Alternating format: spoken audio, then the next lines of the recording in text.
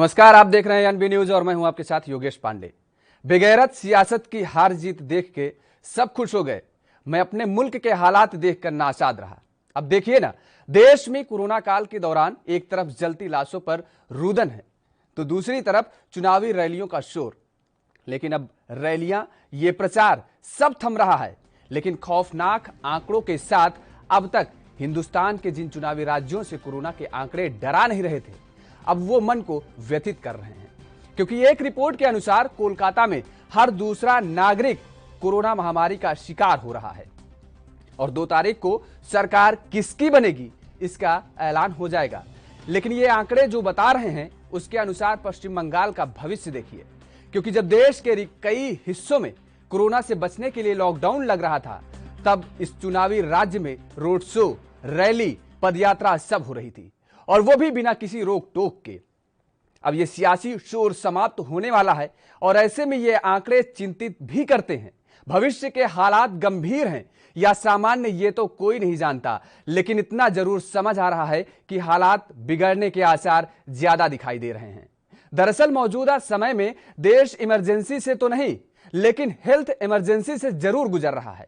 और जहां एक तरफ कोरोना काल में हो रही मौतों की चीख पुकार सुनाई दे रही है, तो वहीं दूसरी तरफ चुनावी रैलियों में नेताओं के सत्ता पाने की ललक भी दिखाई दे रही है। एक तरफ कोरोना से उबरने की आस दिखाई दे रही है तो दूसरी तरफ राजनीतिक सरताज की प्यास दिखाई दे रही है।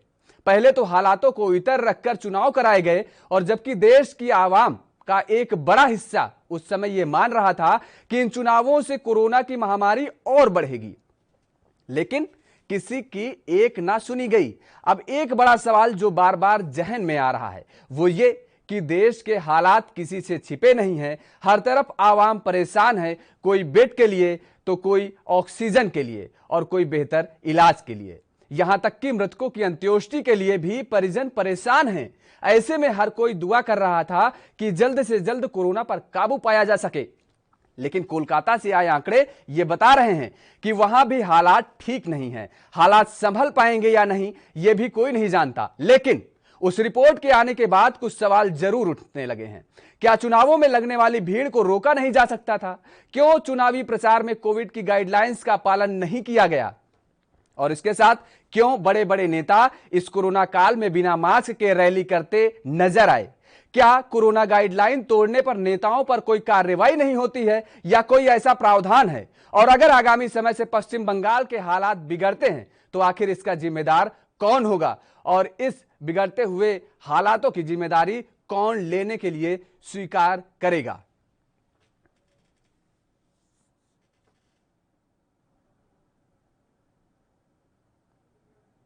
तो बंगाल में चल रही चुनावी ललकार लगातार अब थमती जा रही है। चुनावी राज्यों में कोरोना क्या नहीं आता, ऐसा क्या नेताओं का कहना होता है? क्योंकि जब कोरोना काल में लगातार कोरोना से हालात बेकाबू होते रहे तो आखिर चुनावी राज्यों में इतनी बड़ी तादाद में रैलियां कैसी होती रहीं?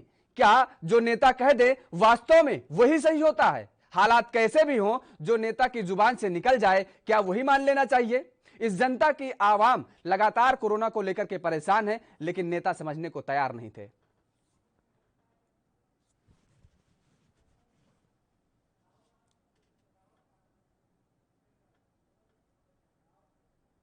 और इसी खबर पर ज्यादा चर्चा के लिए हमारे साथ फोन लाइन पर जुड़ चुके हैं सुमित मेहरोत्रा जी, टीएमसी के नेता हैं, बहुत बहुत स्वागत है आपका। और आनंद जी हैं, भारतीय जनता पार्टी के नेता हैं, आपका भी बहुत बहुत स्वागत है। सबसे पहले आनंद जी, सवाल आपसे कर रहे हैं कि जिस तरीके से जो हालात अब बिगड़ते हुए नजर आ रहे हैं महाराष्ट्र के, आप इन हालातों को देख करके और इन जो आंकड़े आ रहे हैं, जो नए आंकड़े आए हैं, उन आंकड़ों को देख करके क्या कहेंगे?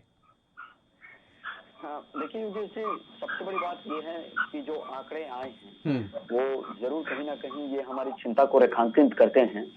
और मैं इस चीज को जरूर स्वीकार करूंगा कि कहीं कुछ भूल चूक दोनों पक्षों की तरफ से भी हुई है।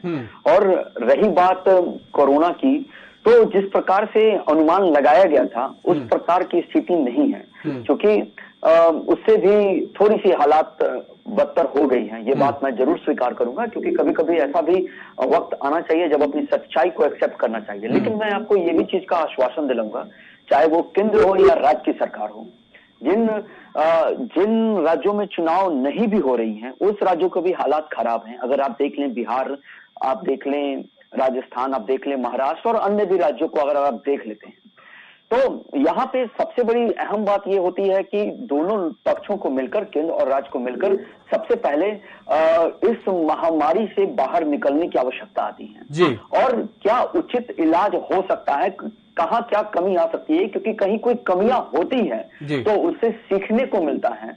और हम अगर अपने भूतकाल से वर्तमान को ध्यान में रखकर ही भविष्य को सुधार सकते हैं। तो ये एक अहम हमारे लिए भी एक सबक है, सबके लिए एक सबक है, जो सीखते हुए आगे भविष्य में इस प्रकार की गलतियां ना दोहराई जा सके। ठीक है राहुल जी, लेकिन बात सवाल यहाँ पर एक और उठता है कि आखिर कब तक सीखते रहेंगे। सीखने के लिए जो उम्मीदें जगती हैं वो तो अब लगातार सीख भी जाएं तब भी मुझे लगता है बेहतर है, उसके बावजूद भी तो सीखने का नाम नहीं रहना है। सुमित जी, आप बिगड़ते हुए हालातों को देख करके पश्चिम बंगाल में क्या कहेंगे? जिस तरीके के कोरोना का तांडव पश्चिम बंगाल में देखने को मिला है, अगर अप्रैल फर्स्ट वीक की बात करें तो जो 5% पर कोरोना रुका हुआ था, कोरोना के जो मामले आ रहे थे, और अब वर्तमान के हालात अगर देख लें तो मुझे लगता है कि अगर कोलकाता का जिक्र करें तो वहां 55% और इर्द गिर्द राज्यों का जिक्र करें तो 25% तक मामले बढ़ रहे हैं। जी बिल्कुल बिल्कुल योगेश भाई, हम लोग पहले ही फरवरी में आगाह कर चुके थे केंद्र सरकार को यहाँ के बंगाल के लिए कि चुनाव स्टार्ट भी नहीं हुए थे तो वहां पे वैक्सीनेशन का काम और जांच का काम तेजी से बढ़ाया जाए, पर अभी तक केंद्र सरकार द्वारा ना हमें कोई चीज उपलब्ध कराई गई है। हाँ, ढिलाई करी गई है, बंगाल को एक अलग प्रदेश की तरह रखा जा रहा है। माननीय केंद्रीय मंत्री और अमित शाह जी के द्वारा, चाहे मोदी जी हो, उनके द्वारा भी कोई काम वहाँ पे नहीं हो रहे हैं। तो आज बंगाल की जनता ये भी समझ रही है ना कि आज हम लोग मांग कर रहे हैं कि वैक्सीनेशन का काम हो, जांच का काम तेज हो, पर वहाँ पे ऐसा कुछ हो नहीं रहा है। चुनाव बाद में है, पहले देश है, पहले जनता है। पर क्या है, माननीय मोदी जी को, अमित शाह जी को, दोनों को चाहिए पहले बंगाल हो, चुनाव हो। अरे भाई, जो चुनाव के फेस रह गए थे, 3 चरण रह गए थे, उसे आप 1 चरण में खत्म कर सकते थे, पर अभी तक इन लोगों ने कोई सुध नहीं ली। इन लोगों ने, अगर मोदी जी चाहते तो 3 चरण का चुनाव 1 चरण में संपन्न हो सकता था।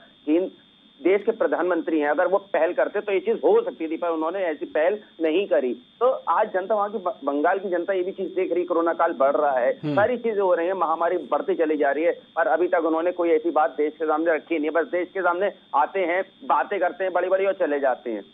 राहुल आनंद जी, हो रहा है, कुछ नहीं हो रहा। राहुल आनंद जी, आप सुन रहे हैं कि जिस तरीके से प्रधानमंत्री जी पर यह साफ तौर पे आरोप लग रहा है और टीएमसी लगा रही है कि प्रधानमंत्री जी जनता के सामने आते हैं और अपने मन की बात कह करके चले जाते हैं, वो इस जनता के मन की बात समझने और सुनने के लिए तैयार नहीं है। और अगर वो पहल करते तो शायद पश्चिम बंगाल में चुनावों को कम चरणों में किया जा सकता था, क्योंकि टीएमसी तो लगातार इस बात की आवाज उठाती रही है कि जो 8 चरण में चुनाव कराए जा रहे हैं, क्या जरूरत है इतना ज्यादा चरणों में बांटने की? देखिए योगेश जी, मैं स्थिति से वाकिफ हूँ जी, लेकिन टीएमसी के लोगों को भी ये चीज समझना होगा, जब आपका राज्य संकट में है तो आपको अपने संकट में जनता का और अपनी सरकार का सम्मान रखना चाहिए। लेकिन बड़ा खेद है कि इस संवेदनशील मामले में भी ये राजनीतिक करने से परहेज नहीं आ रहे हैं। क्या इन्होंने जनता को, मैं एक एक विषय में इनके सारे प्रश्नों का उत्तर दे देता हूँ, क्या इन्होंने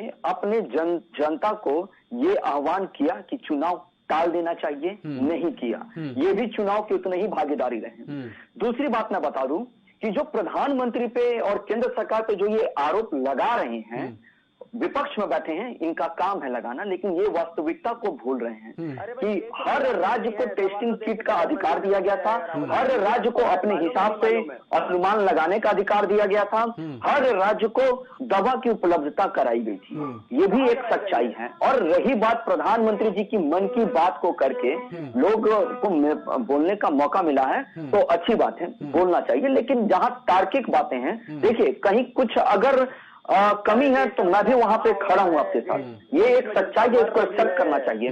और ममता दीदी के जो भी लोग हैं वो इस समय भी राजनीतिक करने से बाज नहीं आ रहे हैं। राहुल जी, आप राजनीतिक दल, एक बड़ी पार्टी से राजनीतिक दल के नेता हैं, और सुमित जी भी टीएमसी से जुड़े हुए, वो भी एक राजनीतिक दल के नेता हैं, लेकिन ये जो कोरोना प्रोटोकॉल का जो उल्लंघन किया गया, ये अगर ये कहा जाए कि राजनीतिक दलों के द्वारा ही किया गया, ये जनता के द्वारा नहीं किया गया है, तो खामियाजा अब लेकिन जनता भुगत रही है।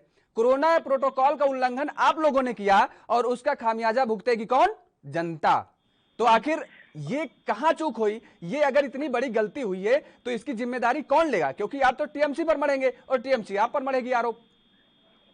देखिए योगेश जी, मैं बताना चाहूंगा आपको कि जब देश में सर्वप्रथम लॉकडाउन लगा था और उस समय जो लोगों को जो गाइडलाइन जारी की गई थी, पहले भी जब चुनाव आ रहे थे उस समय कोरोना प्रोटोकॉल था, लेकिन उतनी गंभीरता से लोगों ने नहीं लिया, क्योंकि किसी ने भी, चाहे जो राजनीतिक पार्टियां हो, उन्होंने इस पे विचार नहीं किया। लेकिन जब मामले बढ़ने लगे तो उस समय जब कोरोना का प्रोटोकॉल को लागू किया गया तो उस समय सारे लोगों को सैनिटाइज कराकर रैलियां की गई, बहुत सारी चीजें हुई जिसमें आप सहमत भी होंगे, उसमें आप सहमत नहीं भी होंगे। मैं आपकी बातों को समझ सकता हूं। लेकिन जहां तक जिम्मेदारी लेने की बात है तो देखिए, एक जिम्मेदार देश के नागरिक होने के नाते और एक जिम्मेदार पार्टी एक संगठन से आने के नाते मैं ये चीज जरूर स्वीकार करूंगा कि जो कमियां हो गई, जो होना चाहिए था वो नहीं हो पाया। हर राजनीतिक पार्टियों को मैं कह रहा हूं कि सबने अपनी जोर आजमाइश की, लेकिन दोनों राजनीतिक पार्टियों के जितने भी लोग चुनाव में लगे उन सबको चुनाव आयोग ने ही दिया, क्योंकि चुनाव आयोग पे अगर ये बार बार कहते हैं कि स्वतंत्र नहीं है तो चुनाव आयोग स्वतंत्र है। उसने जिस प्रकार का डिसीजन लिया उसको सबने माना। ये कहना बहुत आसान होता है। ठीक है राहुल जी, आपने बहुत अच्छी बात कही, चुनाव आयोग का जिक्र कर दिया। चुनाव आयोग स्वतंत्र है, लेकिन मैं पूरी जिम्मेदारी के साथ मैं कह रहा हूं कि चुनाव आयोग बेहद लापरवाह है और बहुत गलत काम किया चुनाव आयोग ने। मैं पूरी जिम्मेदारी के साथ ये बात कह रहा हूं राहुल जी, क्योंकि जिस तरीके से जो मामले बढ़ रहे हैं, और पता है अब आपको बिहार से भी खबर आ रही है, ये सूत्रों से खबर मैं बता रहा हूं, चुनाव निर्वाचन आयोग से जो सूत्रों से खबर मिल रही है वो ये कि बिहार में भी पंचायत चुनाव होने जा रहे हैं। सोचिए, उत्तर प्रदेश में पंचायत चुनाव हो रहे हैं। उत्तर प्रदेश का आप हालात पता करिए, उत्तर प्रदेश के गांव गांव में ये मामले पहुंच रहे हैं। उत्तर प्रदेश के गांव गांव में अब प्रत्येक घर में लगभग प्रत्येक घर में कोई ना कोई बुखार से ग्रसित है, किसी को कुछ है, बीमारी से ग्रसित हो रहा है, पता है आपको। तो चुनाव आयोग को पहले जागना चाहिए था। अब जिस तरीके से 22 तारीख से जिस तरीके से उसने घोषणा कर दी कि बड़ी रैलियां नहीं होंगी पश्चिम बंगाल में, बाइक शो नहीं होंगे, रोड शो नहीं होंगे, ये इतनी देर में जागा चुनाव आयोग, बेहद शर्मिंदगी की बड़ी बात है ये। देखिए योगेश जी, आप एक लोकतंत्र की खूबसूरती होती है अपनी बातों को कहना, लेकिन जो चुनाव आयोग के जो अपने प्रोटोकॉल हैं जिसपे चुनाव आयोग कार्य करती है, उन्होंने उन सारे चीजों पे पहलू बाय पहलू चर्चा करी होगी कि इस पे किस किस प्रकार की दिक्कतें आ सकती है अगर चुनाव में जाना है, तो अगर जरूरत है तो वहाँ क्या क्या सुरक्षित व्यवस्थाएं हो सकती है। मैं आपको एक चीज से और अवगत करा देना चाहूंगा कि कोई भी कोई भी राज्य हो हमारे देश का, क्या वहाँ कोरोना के मरीज उपलब्ध नहीं है? हर जगह मरीज उपलब्ध हैं, लेकिन सो मस्ट बी गोज ऑन। मेरे कहने का तात्पर्य ये है कि जीविका के लिए भी लोगों को अपने कार्यों को करना है। अगर बंद कर दिया जाता है तो बंद करने के पीछे 3-4 तरह के पहलुओं पे ध्यान देना होता है। एक तो इकोनॉमिस्ट पे ध्यान देना होगा, दूसरा पॉलिटिकल देना होगा, तीसरा मैनेजमेंट पे देखना होगा, चौथा डॉक्टर के रूप से देखना होगा, पांचवा उपलब्धता के आधार पे कि क्या हो सकता है। तो सरकार ने डिसीजन लेने में सरकार सक्षम है और उन्होंने अपनी जो भी रूपरेखा को रेखांकित किया है वो भी एक सराहनीय है, लेकिन जो मामले आ रहे हैं उससे कैसे निपटा जा सकता है इसके लिए युद्ध स्तर पे कार्य किया जा रहा है सुमित जी, और हमें भी मदद करना है और हमें भी समाज में अपना एक अच्छा उदाहरण देना है कि हम कैसे बचाव आ गई बात आपकी राहुल जी, बात आ गई, मैं समझ गया कि आपको भी उदाहरण देना है और विपक्षी जो दल है उन लोगों को भी इस पर कंधा से कंधा मिलाकर के चलना है सरकार के साथ। बात समझ में आ गई सुमित जी? मामले तो हर राज्य से आ रहे हैं, आनंद जी ये कह रहे हैं, और लेकिन मुझे लगता है कि जो पश्चिम बंगाल में पहले हालात थे चुनाव से पहले और जिस तरीके से जो अब मामले आ रहे हैं, जो वहाँ की एजेंसियां जो कोरोना जांच कर रही हैं, जो वहाँ की एजेंसियां जो ये बात कह रही हैं कि लगातार भारी तादाद में वृद्धि हो रही है कोरोना के मामले में, ये चौंकाने वाली बात है। और सबसे बड़ी बात ये कि अब बीजेपी तो ये आरोप आप पर लगा रही कि आप कोरोना काल में भी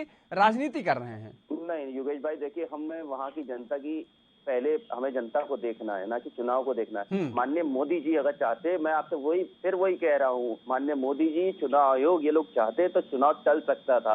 चुनाव जरूरी नहीं है, हमारे देश की जनता जरूरी है। जब जनता ही नहीं होगी तो चुनाव किस बात का होगा। आज उत्तर प्रदेश के हालात आप देख लीजिए कि सड़कों पे लाशें पड़ी हैं, पर योगी बाबा मस्त हैं, कोई कुछ नहीं, केवल भाषण बड़े बड़े दे रहे हैं, जनता की कोई सेवा नहीं हो रही, चाहे वो किसी भी हॉस्पिटल की हो, ऑक्सीजन के ऊपर बात हो, कुछ नहीं है। देश में बड़ी बड़ी बातें हो रही है। अभी कल ही मैंने लेकिन सुमित जी, सवाल तो आप पर भी उठ रहा है ना। अगर मान लीजिए भारतीय जनता पार्टी अपने पहल से बाहर भाग रही थी कि उसको एक सकारात्मक पहल करनी चाहिए थी, तो पहल तो आप भी कर रहे थे। दीदी भी तो लगातार जिस तरीके से रैलियां कर रही थी, रोड शो कर रही थी, उसमें भी एक भारी मात्रा में जनसैलाब उमड़ रहा था, उसमें भी तो लोग बिना मास्क के दिख रहे थे, सोशल डिस्टेंसिंग कहीं दिख नहीं रही थी। तो आप कोई पहल कर सकते थे, एक सकारात्मक पहल। आप एक अच्छे विपक्ष की भूमिका, या ये कहते कि जिस तरीके से ये कह रहे हैं कि जो सामने वाला दल है वो केवल राजनीति कर रहा है, तो आप कुछ करके तो दिखाते, सकारात्मक पहल करते तो, ताकि एक मैसेज तो जाता जनता के बीच में। योगेश भाई, बिल्कुल आपकी बात सही है कि कहीं ना कहीं हम लोगों से भी पार्टी की तरफ से, हमारी माननीय दीदी की तरफ से कहीं ना कहीं चूक ऐसी हुई है कि उन्होंने कोई प्रोटोकॉल का थोड़ा सा उल्लंघन करा है, कहीं ना कहीं करा है। सबके देश के सामने सबने देखा, कोई हमें इसमें छुपाने वाली बात नहीं है। पर अब इस समय स्थितियां और ज्यादा पैनिक हो चुकी हैं, तो इसमें केंद्र को, राज्य को, दोनों को मिलकर के काम करना चाहिए, चाहे ऑक्सीजन के ऊपर हो, चाहे वैक्सीनेशन के ऊपर हो, चाहे दवाइयों के ऊपर हो। केंद्र को, राज्य को मिलकर के काम करना चाहिए। पर केंद्र बंगाल को अलग रख करके काम कर रहा है। मैं आपसे वही कहना चाह रहा हूँ, केंद्र बंगाल को अपना हिस्सा मान ही नहीं रहा है। वो ये कह रहा था वहां पे दीदी की सरकार है, जब वो कह रहा है कि जब हमारी सरकार आएगी तो हम कुछ ऐसा काम करेंगे। अरे भाई, बंगाल में भी तो आप ही के लोग हैं, वहां पे 18 सांसद आपके हैं, कितना काम कर रहे हैं। पिछले लॉकडाउन में कितना काम कर रहा था, इस बार कितना काम कर रहा था। जनता सब देख रही है, इसलिए इस चुनावों में वहां की जनता ने तय कर लिया है, इन्हें भगाना है, भगोड़ों को भगाना है, देश से भी भगाना है। आज देश के हालात, चाहे उत्तर प्रदेश हो, कोई सा देश हो, बचा नहीं है कोरोना काल से। ठीक है सुमित जी, कौन किसे भगाएगा नहीं, ये तो 2 मई को तय हो जाएगा। देखिए कौन किसे भगाएगा ये तो 2 मई को तय हो जाएगा। पश्चिम बंगाल में विधानसभा चुनाव के रिजल्ट आ जाएंगे, और पंचायती राज्यों के जो त्रिस्तरीय पंचायत चुनाव जो हो रहे हैं उत्तर प्रदेश में, वो भी रिजल्ट आ जाएंगे, और तमाम सारे ऐसे जो उपचुनाव हो रहे हैं वहां के भी रिजल्ट आ जाएंगे। तो ये 2 मई को तय हो जाएगा कि कौन भाग रहा है और जनता किसे भगा रही है। लेकिन सवाल एक और है राहुल आनंद जी आपसे, कि क्या आप ये मानते हैं कि पूरे चुनाव के दौरान और ये जो कोरोना काल का जो विस्तार हुआ है, इसमें सिस्टम कहीं ना कहीं फेल था? चुनाव आयोग की आप बड़ी लापरवाही मानते हैं कि नहीं? देखिए योगेश जी, मैं सबसे पहले आपको 1-2 बात पे केंद्रित करना चाहूंगा, अगर मुझे आप इजाजत देंगे तो। बिल्कुल आप बोलिए। मैं थोड़ा सा टीएमसी, मैं आपके भी विषय पे आऊंगा, लेकिन मुझे 1 मिनट का समय दीजिए। कि एक नेशनल, राष्ट्रीय चैनल पर बैठ के अगर ऑक्सीजन की कमी के बारे में बात की जाए, तो जो हमारे प्रतिद्वंदी हमारे साथ बैठे हैं उनको मैं जरा कुछ आंकड़े बता देना चाहूंगा। थोड़ा मुझे इजाजत दीजिए। केवल 7500 मैट्रिक टन का उत्पादन प्रतिदिन ऑक्सीजन का किया जाता है। 6822 मैट्रिक टन राज्यों को सप्लाई की जाती है। 6785 मैट्रिक टन राज्यों में खपत है। रुकिए मैं आ रहा हूँ, मैं कमी पे भी आ रहा हूँ। और 162 पीएसए प्लांट को केंद्र सरकार ने मंजूरी दी थी, जिसमें 33 बनाए जा चुके हैं, 33 स्थापित किए जा चुके हैं। जो ये प्राइवेटाइजेशन का जो बात करते हैं राहुल जी, अब ठीक है, मैं आप आंकड़े देख रहे हैं। समस्या ये नहीं है कि देश ऑक्सीजन का कितना उत्पादन कर रहा है, समस्या यह है कि हकीकत मतलब जमीनी स्तर पर लोगों को ऑक्सीजन मुहैया कितनी हो रही है। बात तो यह भी जायज है कि ऑक्सीजन एक बड़ी तादाद में भारत उत्पादन करता है, लेकिन उसका निर्यात भी करता है। और आज की डेट में पता है आपको, आपने भी खबर सुनी होगी, पाकिस्तान जैसा देश यह कह रहा है कि हम भारत की मदद करने के लिए तैयार हैं। इस कोरोना काल में वो वेंटिलेटर देने की बात कर रहा है। सोचिए कितनी आज पाकिस्तान जैसा देश ये कह रहा है कि हम भारत की मदद करने के लिए तैयार हैं, और अब ऑक्सीजन जो भारत निर्यात करता था वो आयात करने जा रहा है। बात यहां पर यह है कि भारत उत्पादन कितना करता है, बात ही नहीं है लोगों को कितनी है सेवा मिल रही है, लोगों को उपलब्धता कितनी है उस चीज की। मैं आपके सवाल का जवाब दे सकता हूं जी। देखिए, जो पाकिस्तान की जहां तक बात है, तो पाकिस्तान से हम कुछ अच्छी उम्मीद कभी कर भी नहीं सकते। उनके पास तो खुद नहीं है अपनी जनता को बचाने के लिए। बिल्कुल वही बात मैं कह रहा हूँ, वो खाली देश अब हो ये चुके कह रहा हैं, है कि वो हम भारत बस की मदद फिरकी करेंगे ले रहे हैं जिसके पास हमारे कुछ देश नहीं पे। है। हमारा देश सक्षम है, हमारा देश सक्षम है, लेकिन हालात के हिसाब से अगर हमें आयात करने की जरूरत पड़ती है तो 50,000 मेट्रिक टन ऑक्सीजन का आयात करने की बात जरूर कही गई है, मैं इसको भी स्वीकार करता हूँ। लेकिन हालात को देखते हुए अगर परिस्थिति आती है तो हमें भी वो काम करना चाहिए जो देश हित में हो। ठीक, इसको मद्देनजर रखते हुए ये कार्य किया गया है और इसके लिए इजाजत दी है। और सरकार ने जो वैट वहां से हटा दी है वो इसीलिए हटाई है कि जल्दी जल्दी हमारे यहाँ लोगों को पार्टी हो। देखिए, जो कमी आ रही है ऑक्सीजन सप्लाई करने में, वो कमी आ रही है, वो जो ट्रक होते हैं जिसके माध्यम से ऑक्सीजन भेजी जाती है उसकी कमी है। किसी ने इस परिस्थिति का अनुमान नहीं लगाया था और सारे राज्यों को एक बार में ऑक्सीजन घट गया। तो इसके लिए युद्ध स्तर पर सेना, ट्रेन, सारे लोग लगे हुए हैं। सरकार सारे प्रयास कर रही है, लेकिन अब सवाल पे आइए राहुल जी, कि सवाल ये था कि क्या इस चुनाव में जिस तरीके से चुनाव कराए गए इस कोविड काल के दौरान और जिस तरीके से कोविड प्रोटोकॉल का उल्लंघन हुआ और अब मामले बेहद चिंताजनक और भयावह होते चले जा रहे हैं, तो क्या आप सिस्टम के गलत मानते हैं? बहुत सिंपल सा सवाल है। मैं आपके बात से सहमत हूं, लेकिन देखिए, अगर आप सिस्टम पे बात करेंगे तो ये बहुत आसान है सिस्टम पे ये करना, लेकिन कुछ जिम्मेदारी हमारी भी बनती थी। और जो कोरोना का जो स्ट्रेंथ है उसने भी अपने रूप को बदल लिया है। तो जो अनुमान लगा लेनी चाहिए थे वो अनुमान नहीं लग पाया कि इस प्रकार का नुकसान हो सकता है। ये मैं जरूर मानता हूं, ये हमारी कमी है। लेकिन जहां तक सिस्टम की बात है तो युद्ध स्तर पे हमारा सिस्टम खड़ा है इस महामारी में भी, क्योंकि देखिए, अगर टेक्निकली बातों पे अगर ध्यान देंगे तो हमारे देश की जो आबादी है उसके हिसाब से हमारे पास स्वास्थ्य व्यवस्था नहीं है। ये एक हमारी सच्चाई है जिसे मानना होगा और सरकार को युद्ध स्तर पे भी इसके ऊपर कार्य करना होगा। लेकिन इस पे करने के लिए कुछ मीडिया के मित्रों को भी आगे आना होगा, उन्हें भी अपने एक तर्क के हाथ से सुझाव देना होगा कि कितने हॉस्पिटल्स, अगर 3 लाख हॉस्पिटल्स भी बनवा दिए जाए फिर भी हमारी जनसंख्या के आधार पे वो नहीं हो पाएगा। तो ये भी हमें समझना होगा कि हमें कहां कैसे कंट्रोल करना है नेचर में। तो ये भी एक बहुत बड़ी जिम्मेदारी है। आंकड़ों के साथ अगर मैं बात करूं ना, तो ये हालात है कि राज्यों के कि 10-10 हजार लोगों पर एक बेड उपलब्ध हो रहा है। अलग किसी राज्यों में 10,000 पे, किसी राज्यों में 7,000 पर और किसी राज्यों में 15,000 पर एक बेड उपलब्ध हो पा रहा है। सोचिए, एक बेड उपलब्ध हो पा रहा है। ये हालात है स्वास्थ्य व्यवस्था की। सुमित जी, आपके पास आएंगे। हेल्थ व्यवस्था में बेहद सुधार की आवश्यकता है। राहुल जी इस बात को स्वीकार रहे हैं, कह रहे हैं सरकार को भी इस बारे में कदम उठाना चाहिए, ठोस कदम उठाने चाहिए। लेकिन क्या यह सत्य है कि जब चुनावी रैलियां होती हैं उस समय बड़े बड़े वादे किए जाते हैं, तो लेकिन क्या सरकार बनने के बाद या सत्ता में आने के बाद, और अब तो हालांकि यहां भी कहा जा सकता है कि अब चुनावी रैलियों में वो प्रश्न ही नहीं रहते हैं, जनता के मुद्दे रहते ही नहीं है, स्वास्थ्य व्यवस्था को लेकर के और शिक्षा प्रणाली को लेकर के कोई सवाल ही नहीं होते हैं, कोई वादे ही नहीं होते हैं, तो आखिर देश के हालात सुधरेंगे कैसे? ये हेल्थ व्यवस्था जो हेल्थ इमरजेंसी लगी हुई है, इसमें सुधार कैसे आएगा जब आप बात ही नहीं करते आप लोग? मुकेश भाई, बिल्कुल आपकी बात बिल्कुल सही है। आज शायद हमारे राहुल आनंद जी को मालूम नहीं होगा कि हालात क्या हो चुके हैं देश के। जहां माननीय मोदी जी 3 बार सीएम रहते हैं, गुजरात के क्या हालात हैं, वहाँ के हॉस्पिटल्स के क्या हालात हैं, इनको शायद ये भी नहीं मालूम होगा। और जहां से ये आते हैं बिहार में तो इन्होंने शमशान को भी प्राइवेटाइजेशन कर दिया। अभी मैं कल परसों ही एक न्यूज चैनल पर देख रहा था कि वहां पे एक शमशान घाट को भी इन्होंने प्राइवेटाइजेशन में कर दिया है। तो ये क्या कर रहे हैं आज देश के समय, क्या करना चाहते हैं?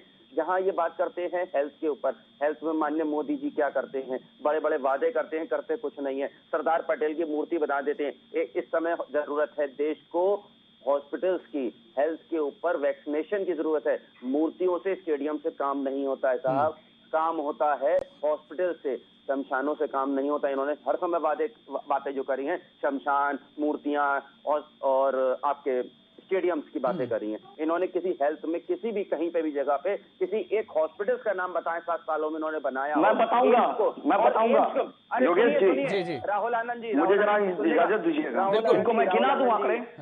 राहुल आनंद जी, या तो आप बोल लीजिए या मैं बोल लूं। हाँ सुमित जी, कम समय में बोलिए, 10 सेकंड में, समय बहुत कम है। या तो आप बोल लीजिए या मैं बोल लूं, मैं बीच में। सुमित जी कहिए, आप अपनी बात रखिए। मुकेश भाई, जो हालात आज बनने हुए हैं, माननीय मोदी जी को भी इसमें समझना चाहिए। बड़े बड़े वादे करते हैं, साथ साथ इससे पहले जितनी सरकारें थी, पिछली सरकार को ये कोसते थे, तो आज मैं वही बताता हूँ कि उस सरकार ने इतने काम करे हैं कि इतने काम इन्होंने नहीं करे। आपकी बात आ गई। ठीक है राहुल जी, आप कम समय में 10 सेकंड में अपनी बात रखिए। और सबसे बड़ा एक सवाल आपसे अंतिम सवाल भी लेते चलेंगे साथ में कि जो बिहार से जो खबर आ रही है पंचायत चुनाव कराने की, तो आपसे ये सवाल ये भी है कि क्या इस हालात में पंचायत चुनाव वहां कराना जायज रहेगा?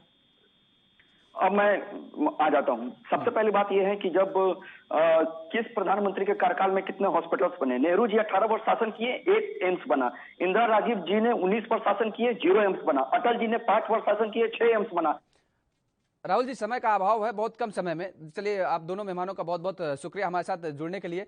तो लगातार जिस तरीके से कोरोना के हालात बिगड़ते जा रहे हैं और नेता हैं कि समझने का नाम नहीं ले रहे हैं, इस देश की हेल्थ व्यवस्था पर सुधारने का नाम नहीं ले रहे हैं। और सवाल फिर एक बार वही सबसे बड़ा करने वाला हूं और यही पूछता हूं मैं कि आगामी समय में अगर पश्चिम बंगाल के हालात और भी बिगड़ते हैं तो आखिर इसका जिम्मेदार कौन होगा? इस बुलेटिन में फिलहाल इतना ही। नमस्कार।